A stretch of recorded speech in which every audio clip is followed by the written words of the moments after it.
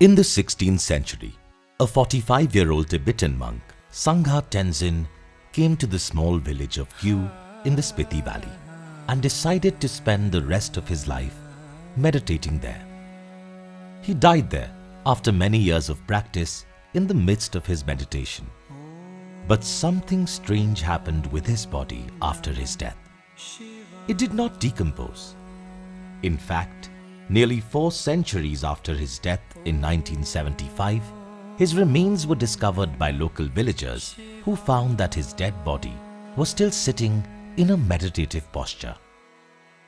Tenzin was then considered as being a case of natural mummification.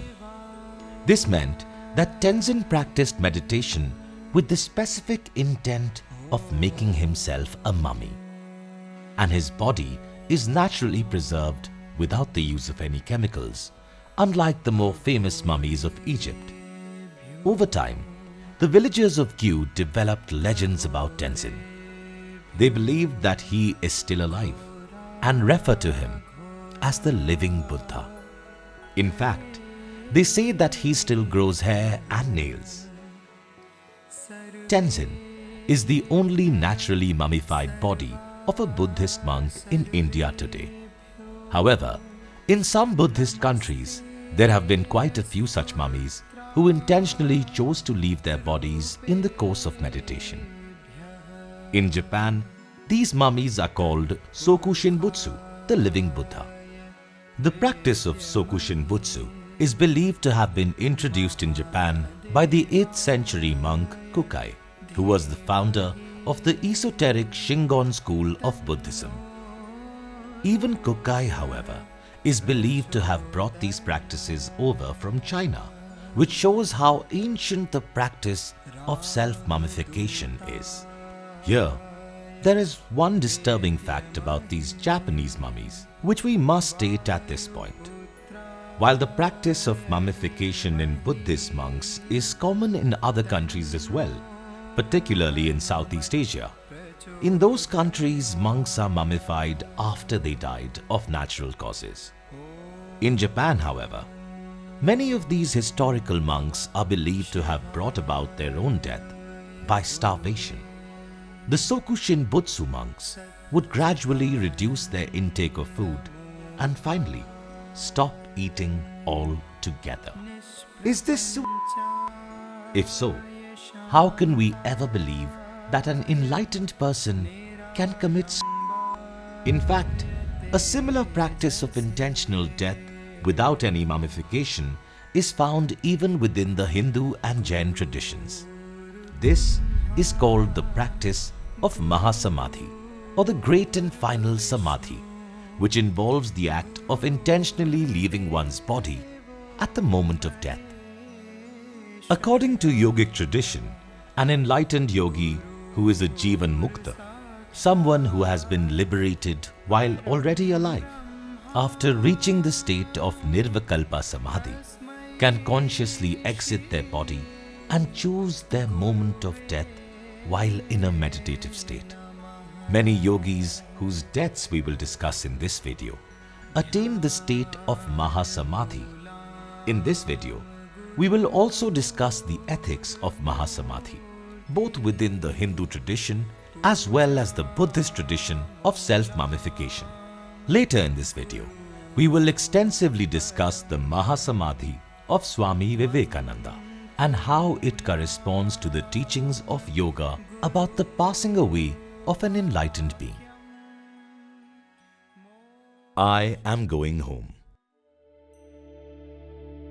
Lahiri Mahasaya, a 19th century Indian yogi, was described in Paramahansa Yogananda's spiritual classic, Autobiography of a Yogi, as a spiritually realized being who had attained the highest state despite being a householder. 6 months before he left his physical body, Lahiri Mahasaya told his wife, as if he already knew his time of death, "The body will go soon. Do not cry at that time." Sushila Blackman, in her book Graceful Exits, How Great Beings Die, details the events that followed after this. Soon, he developed a small boil on his back and his disciples insisted that he get it removed. The saint did not want to get it removed, but he said to his disciples cryptically, "The body has to find a cause to go. I will be agreeable to whatever you want to do." The first sentence of Lahiri Mahasaya's statement contains profound wisdom. Does it imply that the terminal illness we develop in our old age are simply the body finding a cause for us to die when it is our appointed time to leave? A few days before his demise, Lahiri Mahasaya called all of his disciples to his home. Then, he taught his disciples about the Bhagavad Gita for hours. At the end of his discourse, he simply said, "I am going home. Be comforted. I shall rise again." Following this statement, Lahiri Mahasaya stood up, walked in a circle 3 times, and then assumed the lotus posture in which he entered Mahasamadhi and passed away. What could he have meant by walking in a circle 3 times before settling into the lotus posture? We may never know. Lahiri Mahasaya was considered one of the greatest yogis of India by the latest saint, Paramahansa Yogananda.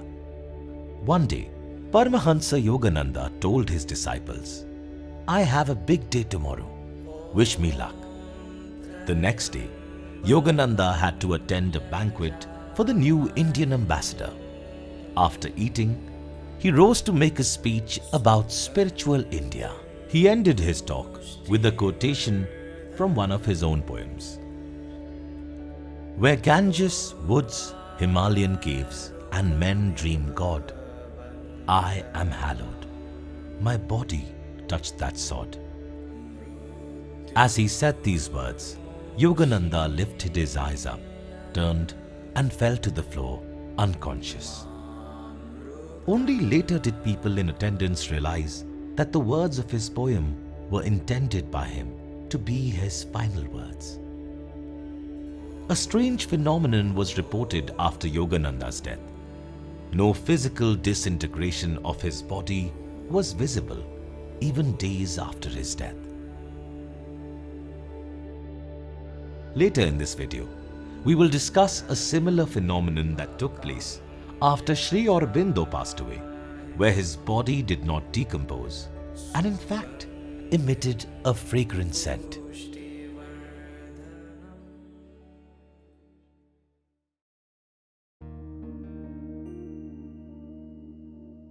A great tapasya and meditation has come upon me, and I am making ready for death.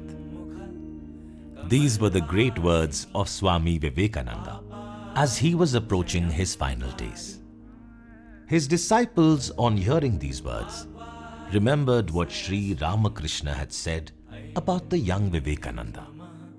When Vivekananda had attained the state of Nirvikalpa Samadhi under the guidance of Sri Ramakrishna, this was the cryptic statement made by Sri Ramakrishna to his disciple. "Now the mother has shown you everything. But this realization, like the jewel locked in a box, will be hidden away from you and kept in my custody. I will keep the key with me. Only after you have fulfilled your mission on this earth will the box be unlocked and you will know everything as you have known now."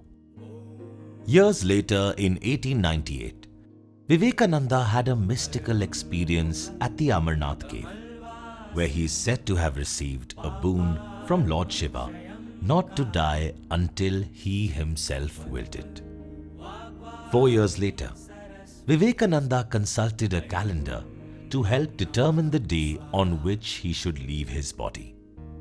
He chose the 4th of July, the day of American independence, owing to his love for that country, where he had spent so many years teaching Vedanta. 3 days before this date, Vivekananda had already pointed out the site on the monastery grounds where he wished to be cremated.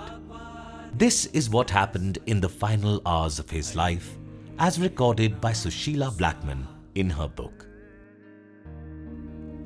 At 7 in the evening, he retired to his room to meditate alone. Following his meditation, he called a disciple and asked him to open all the windows and fan his head. As he lay quietly on his bed, his attendant thought he was sleeping or meditating. At the end of an hour, he breathed once very deeply. After a few moments, he did so again. His eyes became fixed between his eyebrows and his face assumed a divine expression. A brother disciple noted that a little blood was visible in his nostrils, around his mouth and in his eyes. According to yogic scriptures, the life breath of an illumined yogi passes out through the opening at the top of the head. As it does so, it causes the blood to flow into the nostrils and the mouth. Years before his passing, Vivekananda had already made the prophecy that he would not live to be 40 years old. He left his body on the 4th of July 1902 at the age of 39.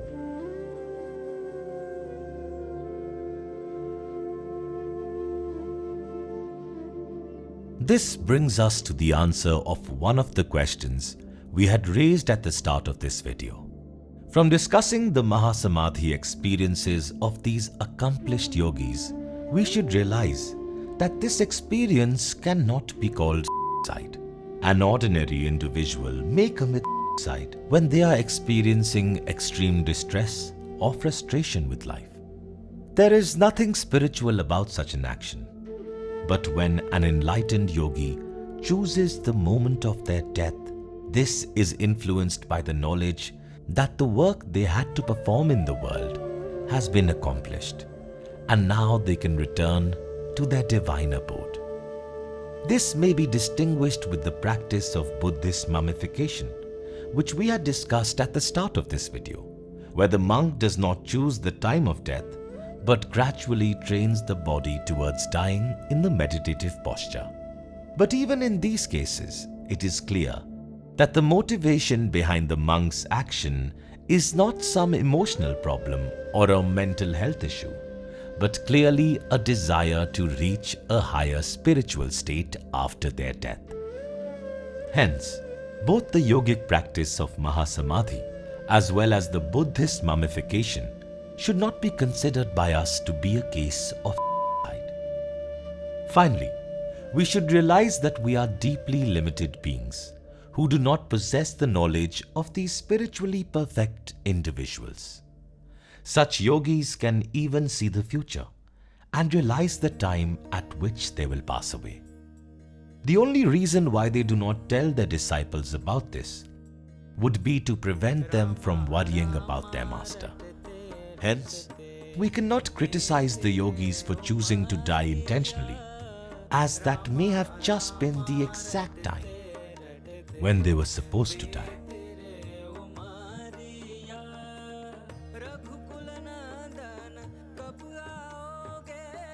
Even when some yogis do not demonstrate the practice of Mahasamadhi or announce their death in advance, it can be seen that the bodies of advanced yogis do not decompose and often show positive signs of enlightenment. This was the case for one of the greatest mystics in modern history, Sri Aurobindo.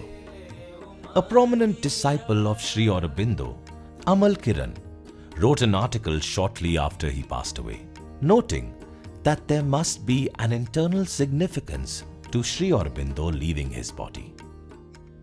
He notes that usually a patient of uremic coma loses all consciousness. Sri Aurobindo, however, would keep waking up and talking to his doctor during the coma. After his passing, his body did not decompose at all, and so Sri Aurobindo's burial had to be postponed. This was announced by Mira Alfasa, Sri Aurobindo's spiritual collaborator, as follows. The funeral of Sri Aurobindo has not taken place today. His body is charged with such a concentration of supernatural light that there is no sign of decomposition, and the body will be kept lying on his bed so long as it remains intact. Finally, it was decided to bury his body 4 days after he passed away, even though it was completely intact at that time. His samadhi is now located at the Sri Aurobindo ashram in Pondicherry, India.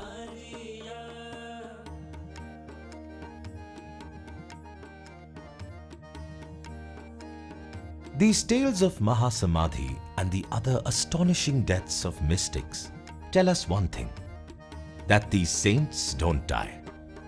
They merely leave their body, returning to the high spiritual state from which they emerged to this world to teach us and provide us with insight into spiritual truths. What do you think about Mahasamadhi? Let us know in the comments below. चुन चुन के फल लाती हूँ अपने प्रभु के खातिर one से।